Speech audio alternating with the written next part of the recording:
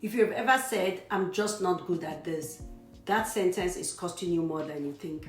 Welcome to the 2-Minute Shift, where each week we make one small shift that helps us build everyday resilience in about the same time it takes to make your coffee.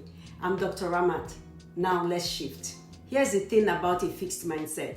It doesn't announce itself. It hides in everyday sentences. So today I'm giving you 3 signs to listen for and the flip for each sign. Sign number 1, you avoid challenges to protect your image. You skip the harder project, the new skill, the difficult conversation. Not because you can't, but because failing might prove something about you. This is how we flip that. You see, failing doesn't define you.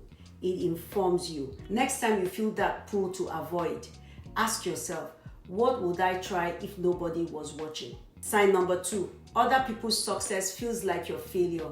A friend gets the promotion, a colleague launches the thing, and instead of being inspired, you feel smaller. That's a fixed mindset, whispering that ability is a pie and their slice shrinks yours. This is how you flip that. Their success is evidence, not competition.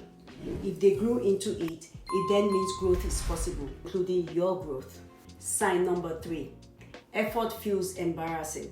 You believe that if you were truly talented, it wouldn't be this hard. So struggling in secret feels safer than practicing in public. The flip for that, effort isn't proof you lack talent. Effort is how talent gets built. Nobody is born resilient. Resilience is a practice. Now notice, all 3 signs live in your self-talk. That's actually good news, because if the fixed mindset lives in your sentences, you can change the sentences. So here's your shift for this week. Catch one fixed mindset sentence, just one, and flip it out loud. Try it once today. If this helped, stay connected and subscribe for a new shift every week. Till next time, stay steady.